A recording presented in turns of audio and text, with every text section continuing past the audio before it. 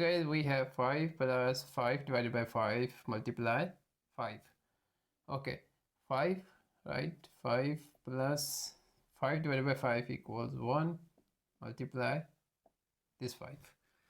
So 5 plus 1 equals 6 multiply 5, and 6 times 5 equals 30. This is incorrect answer, everybody. We use PEMDAS rule.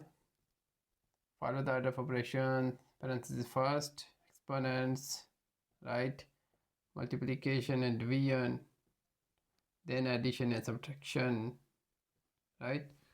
So again, 5 plus 5 divided by 5 equals 1 multiply 5.